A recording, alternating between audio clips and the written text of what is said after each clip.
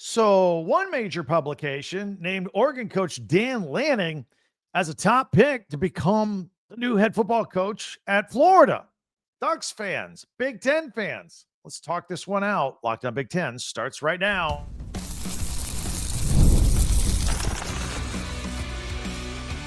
You are Locked On Big Ten, your daily podcast on the Big Ten Conference. Part of the Locked On Podcast Network, your team every day.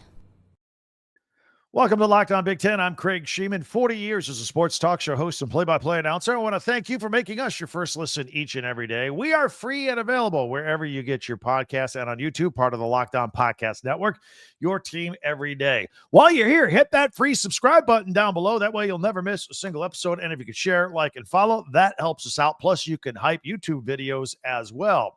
All right, today's episode is brought to you by GameTime. Download the GameTime app, create an account, use the code LOCKEDONCollege for $20 off your first purchase.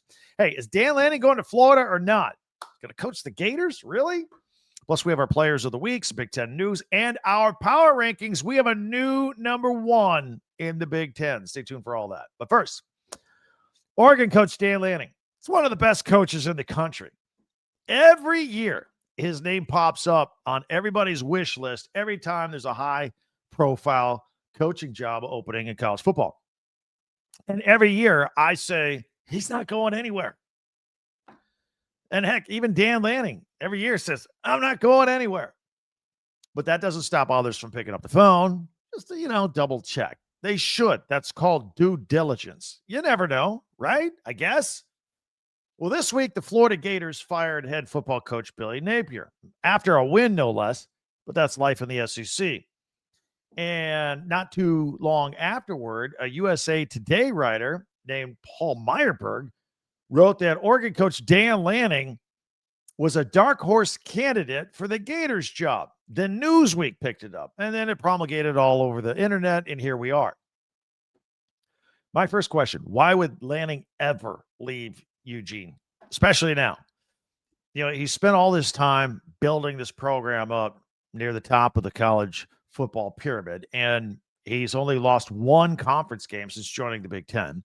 That was to Indiana just 2 weekends ago. He's won a Big Ten championship, did that last year. He's in the mix this year for another one, and in the mix, obviously, to return to the playoffs with some unfinished business. I think we would all agree from last year to this year. But the postseason seems like a lock for the Ducks right now. His roster is loaded. It's young. It's exciting. It's fun to watch. If you don't watch Oregon football, you should. His recruiting is among the best in college football. His ability to land top players in the transfer portal is aided by boosters led by Nike money. What's wrong with that? He and his family love being in Oregon, and Oregon loves him, frankly. And he already makes more money than just about every college football coach of the country, so I don't think throwing more money at him is going to be the answer. So why on earth would he leave all that to take on a Florida job where they're about to pay 3 football coaches at the same time for the second time in 7 years? They keep firing their coaches and have to pay them off, and you're paying off multiple coaches at the same time because they failed to reach unreachable expectations over there. That program keeps looking for the next Steve Spurrier to walk through the door, and he's not coming. Unless, of course, they get Lane Kiffin from Ole Miss. But that's another story, and that's for another podcast for somebody else to do. But this article suggested that Lanning may be intrigued by the challenge of returning to the SEC, where he was an assistant at Georgia and a graduate assistant at Alabama. Now, we all knew that when Nick Saban retired at Alabama, Dan Lanning would get a call. He did, right? And when he showed no interest at that time of moving from Oregon to taking the Alabama job, and in fact, that obviously went to former Washington coach Kalen DeBoer, we all knew that Lanning's not going anywhere. If he wasn't going to take that job, he's not going anywhere. He's happy. So now he'll, turn interest into this interest in his services. He'll turn it into raising his salary, perhaps, Oregon will go, all right, here's a few extra dollars just to make sure. That happens a lot, right? That's how college football works. If somebody else is interested in you, your current employer gives you more money to stay. That's how that. Look no further than Indiana and Kurt Cignetti last week. they don't ever want to lose him. A lot of coaches got rich or richer staying put when Saban retired from Alabama. Alabama started calling all these other schools for permission to talk to their coaches, and all those coaches stayed but got paid. Yeah, let's give our guy a raise so he doesn't go to Alabama. Lane Kiffin got a big raise at Ole Miss, and he never won a championship. So the greater danger for Oregon here is the fact that there are not enough big-name coaches to fill all these marquee job openings that we currently have, and we're about to have some more. I think this is going to be a big year for coaches and movement and job openings and firings, and everybody's going to want the big, shiny, proven name. They're all going to go after everybody. It's going to be crazy, I think, this offseason. So with this situation where we don't have enough big-name coaches, keep in mind, there's only a handful of coaches that have ever won a national championship that are still coaching right now, right? You got Dabo, and you got Ryan Day, and you got Kirby Smart, and that's it. Three coaches right now can say, hey, I won a national championship. I'm good. Now there's a few out there like Jimbo Fisher, who's looking for a gig. Nick Saban's not coming out of retirement, I don't think. Urban Meyer's not coming out of retirement, I don't think. So when we start doing the musical chairs on the coaches thing, that's when we start looking at who's the next hot coordinator that we can bring in. Now, Will Stein, I think, is going to get a lot of attention, the offensive coordinator at Oregon. That I do think is a possibility. So be ready for that. Now, his Ducks offense, like I said earlier, pretty fun to watch. They scored on 5 of their first 6 drives against Rutgers last week. And this week, though, he may only need 1 score to win the game. They're playing Wisconsin. Wisconsin hasn't scored in their last 2 games. They've been shut out 8 straight quarters. Got losses to Iowa and Ohio State. And both of those embarrassing losses, by the way, came at Camp Randall in front of the home fans that had to watch that. Eesh. The fire Fickell chants for Luke Fickell, they rained down on him from the crowd 2 games in a row. Actually, it goes back to the Maryland game where they're shut out in the first half and then they lost the game. Fickell may actually, think about this, Oregon fans can appreciate this. Fickell may be the first coach in college football history that's actually looking forward to playing in front of the hostile crowd at Autzen Stadium just to get a break from his own crowd that had been calling for his firing back at Wisconsin. So after this past week, it's hard to believe that now looking forward, we get through this weekend. Now we're going to be in November football after this weekend. It's hard to believe that we're in the final stretch of the schedule, but no matter what you hear or read between now and then, Dan Lanning's going to be the head coach at Oregon. He's going to be the head coach of the Ducks for the foreseeable future. Duck fans, let's hear it. I know you agree with me on this. He's not going anywhere. But Will Stein, maybe. It's another deal. But leave me a comment here. Be sure to hit that subscribe button. It's free. That way you'll never miss a single episode. And if you could share, follow, and like Locked On Big Ten, that would help us out too. Don't forget, we have a website, talkbig10.com, number 10. All of our podcasts go there. You can go check out yesterday's podcast if you missed it. Get caught up for a second listen there. And then we have links if you want to buy merchandise, shirts, pennants, hats from your favorite Big Ten school with the logos on them. They're there for you or your friends and family. Christmas is coming. It's coming. Just check it out, talkbig10.com, while you're checking out our other podcasts as well. All right. Now, on this podcast, we still have a lot of work to do. We're going to highlight the players of the week. We always do that in the middle of the week. Plus, we got some Big Ten news. We have some interesting comments from Curt Cignetti and Ryan Day I want to throw at you. And the highest-rated 5-star basketball recruit picks Ohio State over Indiana and Michigan. We'll tell you what's going on with all that. And then our power rankings, 1 through 18. We have a brand new number 1. We have a lot of movement all up and down the list. See where your team is. That's all coming up here in 1 minute on Locked On Big Ten. Mazda crafts cars for those who choose to do more than simply move. They follow what moves them every time they drive, and that's what makes Mazda stand out. They go beyond safety and style and performance to deliver a driving experience that feels alive in every detail. Now, they do have these things. I mean, they're great with safety, and they do focus on every detail. the metallic accents and hand-stitched Napa leather, for example. But when you get behind the wheel, you feel the difference, the experience. You feel special, whether it's a quick drive to the store or a weekend trip. Behind the wheel of a Mazda makes every day feel special. It's the small details that make the big plays in sports. And just like that, there's more to every player. There's also more to a Mazda vehicle. Mazda, move and be moved. Peloton is shaping the future of fitness with the brand new Peloton Cross Training Tread Plus, powered by Peloton IQ.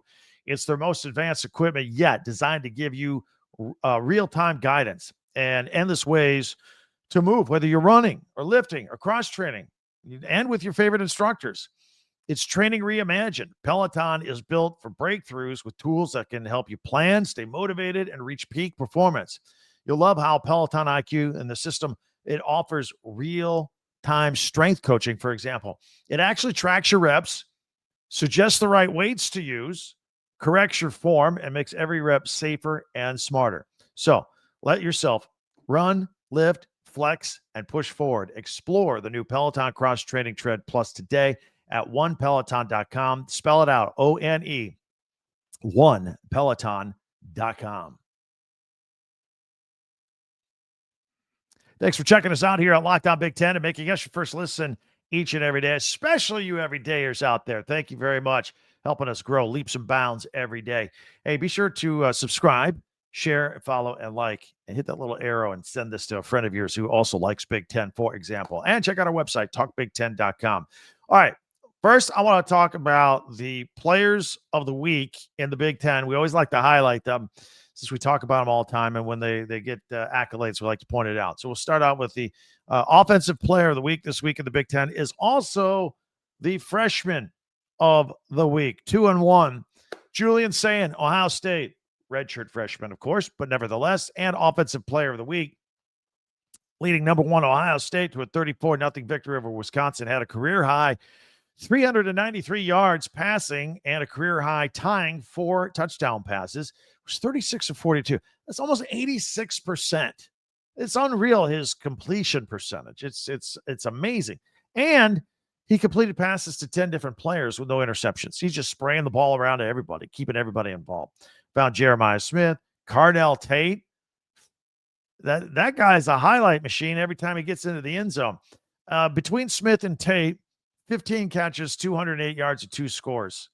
Pretty good. And again, both offensive player of the week and freshman of the week. Over on the defensive side of the ball, Xavier Nwankpa, the defensive back for Iowa, had 10 tackles, 7 solo, and an interception and a forced fumble to help the Hawkeyes defeat Penn State in a nail-biting game, 25-24.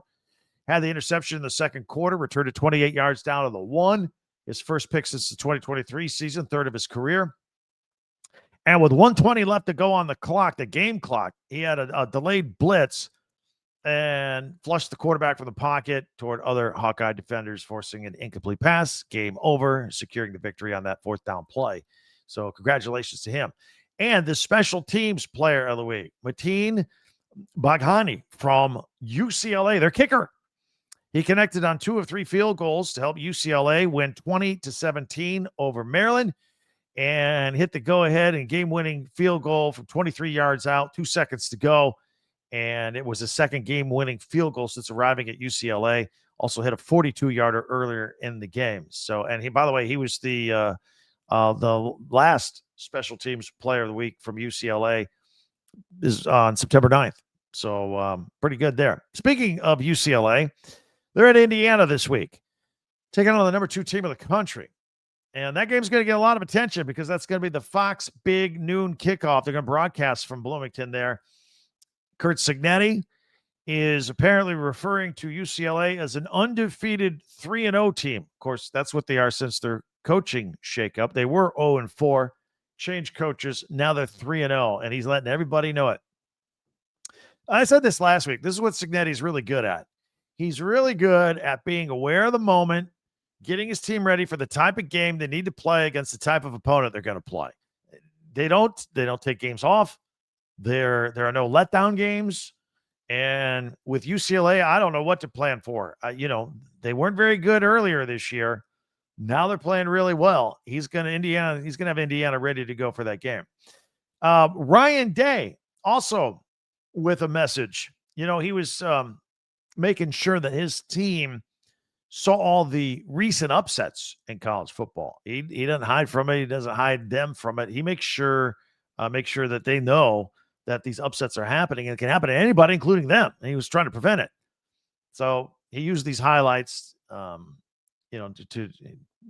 he highlights the fact that they need to perform well and they need to bring it every single week. You can't take games off. You can't take opponents lightly.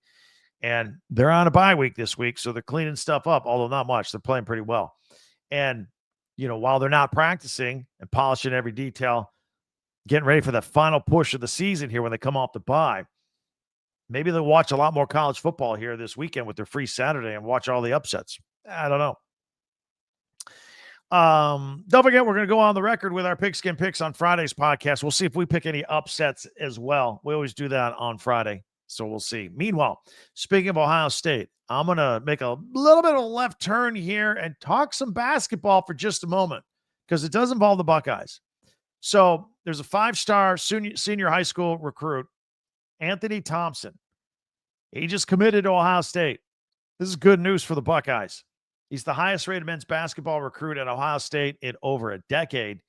And he chose Ohio State over Indiana. I guess it was down to those two. He visited Michigan, Kentucky, North Carolina, and Texas. These are some good schools. He's a 6'8" lefty from Western Reserve Academy in Ohio. So he's going to stay in the state of Ohio. Maybe that was a big part of his decision-making. And he is the top-ranked player in the Midwest. And Ohio State's last 5-star recruit was D'Angelo Russell with the class of 2014, if you remember him. All right. Now, if you're new to our podcast, we always close it out with features that we love to do at the end of the podcast every day. It's one of the things that makes us the most unique podcast out there. Mondays, we always have my top 10 Big Ten observations from the weekend, all the games, all the highlights, all the stats, put them in a list of top 10 every single Monday. Tuesdays, we pull things from Twitter or X posts, and we do Tuesday tweets, and we share them with you. We always have fun with that. We did that in yesterday's podcast. If you want to go back and check it out for a second listen when we're done here. And they're all Big Ten related, obviously. And then on Wednesdays, we do power rankings. And this time of year, we power rank the Big Ten football standings as we see them.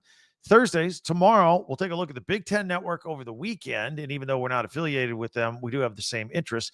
And I'll highlight some things Friday, Saturday, and Sunday, things you might want to watch. Big Ten classics to point out that they're always great with that. For example, if two teams are like Michigan State are playing this weekend, I'm sure they'll throw on some Michigan State classics from yesteryear.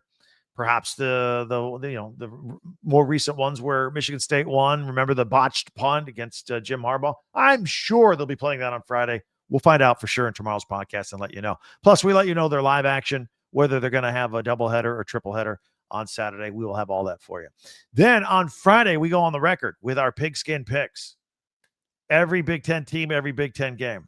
That's what we do. Those are the kind of features we do and have a lot of fun with that. So, having said all that, we will have our power rankings. We have a shakeup. We have a new number one. We have a handful of teams that have really moved up and down the board this week as we close out October and head into November. See where your team is. That's coming up in 1 minute right here on Locked On Big Ten.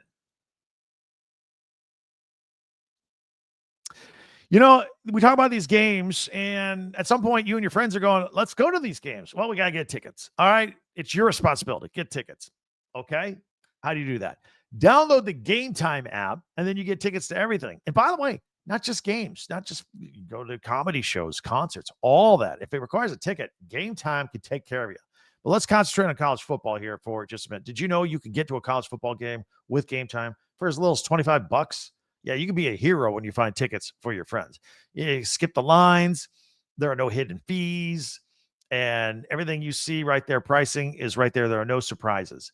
And it really gives the advantage back to you. It's the easiest way to score last-minute tickets with the best prices with no surprise fees. What you see is what you pay. So you pull up the GameTime app, couple of taps, amazing deals. You're ready to go. And you can also see the view of the seat of the ticket you're about to buy before you tap and go, right? So take the guesswork out of buying college football tickets with GameTime.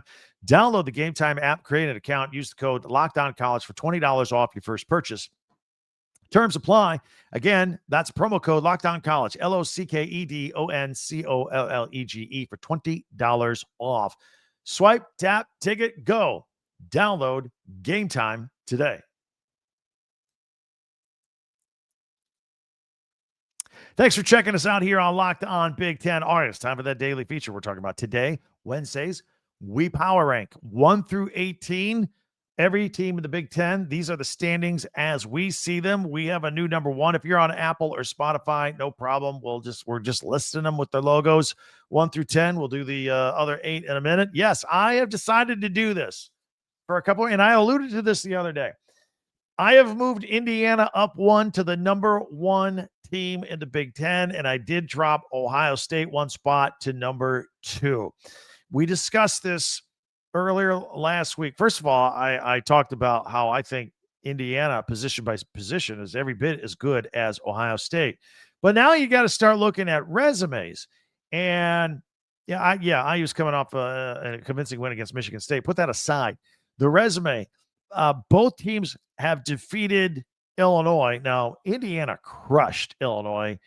Ohio State just beat them well, but not like Indiana did. And then we got to give Indiana its due for that road win at Oregon a couple of weekends ago. Top 5 team at the time. Now, many of you will be saying, well, what about Ohio State? They beat Texas. That was 1-2 at the beginning of the season. Yeah, it was. But I've come to realize Texas is not Texas.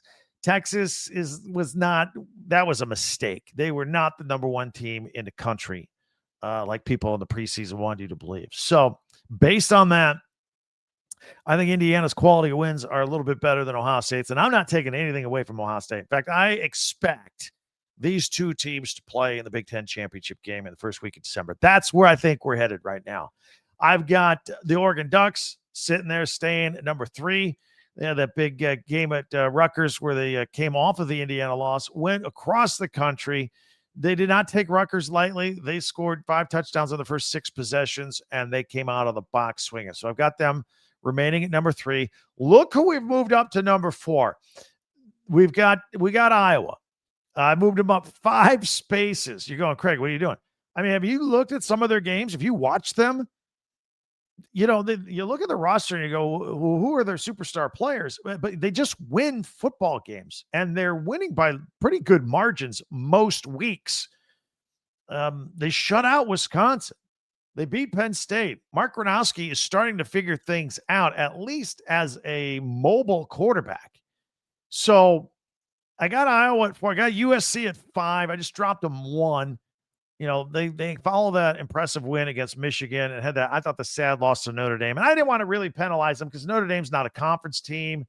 And I really thought they would have, could have, should have won that game, but they had too many turnovers and too many mistakes. But let me ask you, especially in the comments section, when we look at the second tier after Indiana, Ohio State, Oregon, if we're going to claim that 4 teams are going to the playoffs from the Big Ten, who's that 4th team right now? Who's the 4th team? Is it Iowa? Is it USC? Is it Michigan? Is Illinois? Northwestern right now is tied for 4th in the conference. Yeah, I know. It's crazy. It's crazy. Washington? I don't know. So anyway, I got Iowa at 4. I got USC at 5. Michigan, I moved them back up 1 to 6. Michigan, I'm really having trouble with. How high up to go? And then, I had them up pretty. I think I had them 4th, and then they lost to USC badly, so I had to knock them down. That was a bad loss. They had a good second half where they look like they're starting to figure things out against Washington on Saturday on both sides of the ball. So I got them up 1 to number 6. Got Illinois sitting there at number 7. I dropped them 1, but they had the loss. They've lost to Ohio State. They had the bye week, and they're at Washington. Just moving people around. That's all. That they dropped 1. But Northwestern, I was like, seriously, putting this together, I'm like, how high do I move Northwestern? How they've won 4 in a row. They're still improving. They won at Penn State, and they shut out Purdue. I got them moving up 4 spaces. We're giving Northwestern some respect here, up at number 8. I have dropped Washington to 9. I've been touting Washington all season long. They really disappointed me with their performance against Michigan this weekend. Jamal Williams, I've been talking him up to you all offseason in the season. He goes out there and he throws 3 picks on consecutive drives, by the way. So that was a big disappointment for the Washington Huskies. And then look who cracked our top 10, boys and girls. UCLA, I moved them up one more spot. They're number 10. They've won 3 in a row. Got the field goal against Maryland with no time left. That's right. So there you have it. Indiana at 1, got UCLA cracking the top 10. Northwestern moving up. Iowa moving up. Let's look at the best of the rest. We don't like to say the worst because we root for all these teams and we want them to do well. Somebody's got to be 11th. Somebody's got to be 18th. I got at number 11, I got Minnesota. And by the way, that's up 3 spots. They're starting to put it together. PJ Fleck. They got that big win over Nebraska. Nebraska just cracked the top 25, sitting at 5-1, and they go over there, and Minnesota's defense shut them down. Didn't give up a single touchdown. Sacked Dylan Raiola 9 times. Yeah, Minnesota's got a little momentum right now. I like them. Nebraska had to drop them because of that. 4 spots. Very disappointing loss. Again, no touchdowns and getting sacked 9 times. And I can't help but think, is Matt Rule hemming and hawing around any Penn State questions? Is that a problem? Psychologically, mentally, is that a problem with the team? I got Maryland. I dropped them 3 spaces to number 13 after that loss to UCLA. Remember, Maryland started out 4-0. They're now 4-3. They're sinking like a stone. Penn State dropped them another one again with their loss to Iowa. They've lost 4 in a row. Boy, do they need a bye like nobody's business. I got Michigan State at number 15. I'm concerned for them now. They're 0-4 after that in the Big Ten they are. And after 38 unanswered points to UCLA, they did give IU a fight for a while, but just wasn't meant to be. Not enough talent to do it. Rutgers sitting at number 16. Their defense is now a problem. Their offense was fun so far this season, but their defense, again, giving up the 5 touchdowns on 6 drives. Ethan Kaliak-Manis also had his worst day at quarterback versus Oregon. Got Purdue at number 17. They blew that lead 2 games ago to Minnesota, and they got shut out by Northwestern. And then Wisconsin hasn't scored in 2 games, 2 home games too. Luke Fickell, all the buzz around him. So they're at Oregon this week. They're at number 18. So there you have it. What do you think? Let me know. Did I get it right? Is your team in the right place? I think we did pretty well here, as a matter of fact. But we do that every Wednesday. Hit me up in the comments section. And for the latest news, analysis, and opinion on that news, we're here every day with multiple podcasts. And I know since you're checking us out, you're a Big Ten fan. That means you know other Big Ten people. Let them know we're out here every day. Hit that little arrow and send this podcast off to them. Also, hit the subscribe button if you don't mind. Share, follow, and like. That really helps us out. We're at Twitter at Talk Big Ten. We have a website, talkbig10.com. So don't forget all of that stuff. And also, a reminder, after you're done here, go back and check us out for a second listen on yesterday's podcast. And this weekend, mark your calendar. All the Big Ten games, we're going to go live after the Michigan State game. That's a 7:30 kickoff Eastern time, 4:30 Pacific on NBC. We'll go live after that one's over and recap the entire Big Ten, not just that game, but you get my real-time post-game reaction, mine and yours too, in the comment section. That's why we like doing it so much. And we'll be there Saturday, probably around 11 p.m. Eastern, 8 o'clock Pacific-ish, give or take a few minutes on that deal. And a final word for you college football fans. Locked On and Fire TV present the College Football Kickoff, your ultimate college football weekly preview show. Drake Toll from Locked On Big 12 leads the conversation, along with 2-time AP Coach of the Year Gary Patterson, former college star Jesse Holley, and Locked On's local experts. So you have everything you need to know going into the games every weekend. The college football preview only Locked On can do. So catch that college football kickoff every Thursday on Fire TV. That'll do it for us. Can't wait to talk to you again tomorrow for Locked On Big Ten. I'm Craig Sheeman. We'll talk to you next time.